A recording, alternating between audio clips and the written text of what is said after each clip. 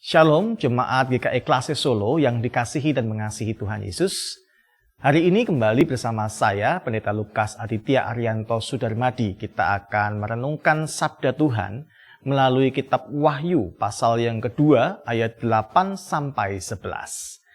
Namun sebelum kita membaca dan merenungkannya, marilah kita bersatu di dalam doa. Mari kita berdoa. Terima kasih Tuhan, hari-hari yang telah Engkau berikan kepada kami, hari-hari di mana penyertaan Tuhan boleh kami rasakan, kami nikmati, kami sungguh mengucap syukur buat semuanya. Dan hari ini penyertaan-Mu kembali boleh diberikan melalui firman. Biarlah firman Tuhan mampukan kami untuk mengerti. Roh Kudus tolong kami supaya dapat memahami kebenaran firman Tuhan dan memperlakukannya dalam kehidupan kami hari lepas sehari. Sehingga firman-Mu menjadi kekuatan bagi kami. Terima kasih Tuhan Yesus, dalam tangan pengasihan-Mu kami berdoa dan mengucap syukur. Amin. Kitab Wahyu, pasal yang kedua, ayat 8-11. Firman Tuhan berbunyi demikian. Dan tuliskanlah kepada malaikat jemaat di Smyrna. Inilah firman yang dari awal dan yang akhir, yang telah mati dan hidup kembali. Aku tahu kesusahanmu dan kemiskinanmu, namun engkau kaya. Dan fitnah mereka yang menyebut dirinya orang Yahudi, tetapi yang sebenarnya tidak demikian. Sebaliknya mereka adalah jemaah iblis. Jangan takut terhadap apa yang harus engkau derita. Sesungguhnya iblis akan melemparkan beberapa orang dari antaramu ke dalam penjara, supaya kamu dicobai, dan kamu akan beroleh kesusahan selama 10 hari. Hendaklah engkau setia sampai mati, dan aku akan mengaruniakan kepadamu mahkota kehidupan.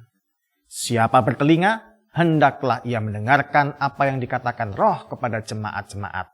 Barang siapa menang, ia tidak akan menderita apa-apa oleh kematian yang kedua. Amin. Demikianlah pembacaan firman Tuhan. Berbahagia kita yang boleh merenungkan dan melakukannya. Haleluya. Bapak, Ibu, dan saudara yang dikasihi Tuhan, dari bacaan ini kita diingatkan bahwa banyak orang percaya mengalami goncangan iman, bahkan hingga melepaskan imannya kepada Tuhan Yesus. Karena dua hal, kesusahan dan kemiskinan. Dan kepada mereka yang mengalami pergumulan atas dua hal ini, firman Tuhan katakan, jangan takut terhadap apa yang harus engkau derita. Pesan kalimat ini menyiratkan bahwa dalam kehidupan manusia, mau tidak mau, memang harus menghadapi penderitaan. Meskipun bukan berarti kita harus mencari-cari penderitaan, sebab dalam kehidupan di dunia ini akan selalu ada pertentangan antara kebaikan dengan kejahatan. Kebenaran Tuhan yang menuntun manusia dan kebenaran iblis yang menggoda dan menyesatkan manusia. Ujian dari Tuhan dan cobaan dari si jahat. Dan Tuhan tahu setiap kelemahan kita, isi hati kita ketika mengalami godaan dan cobaan. Itu sebabnya firman Tuhan katakan, hendaklah engkau setia sampai mati.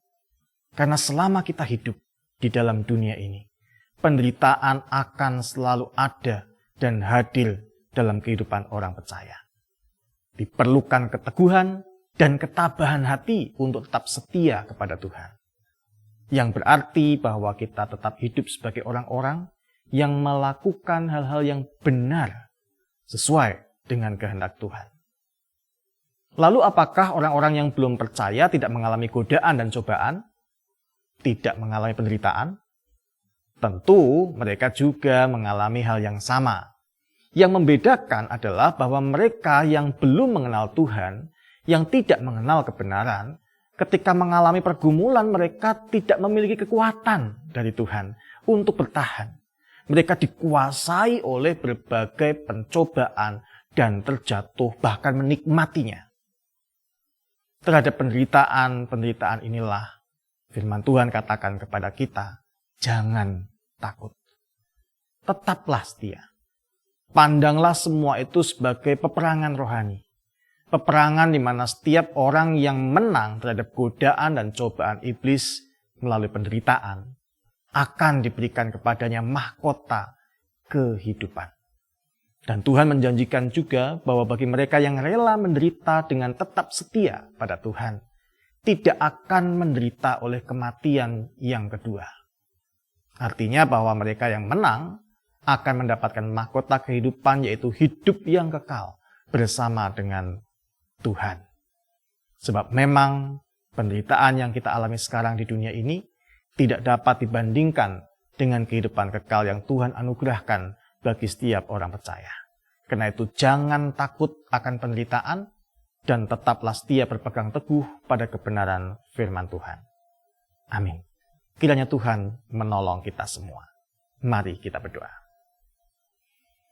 Terima kasih Tuhan, kami boleh diingatkan bahwa selama kami hidup di tengah-tengah dunia ini, ada banyak kemungkinan kami harus menghadapi berbagai macam godaan, pencobaan.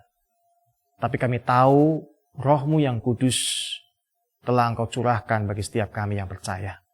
Memberikan kekuatan dan hikmat. Karena itu mampukan kami ya Tuhan untuk setia dan taat. Sekalipun harus menghadapi penderitaan oleh karena berbuat benar.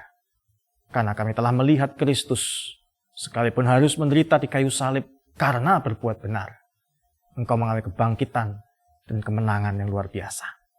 Karena itu mampukan kami Tuhan untuk meneladan kepadamu, hidup dengan setia pada firman Tuhan. Terima kasih Tuhan Yesus, dalam tangan pengasihan-Mu kami berdoa dan kami menyerahkan hidup kami. Amin.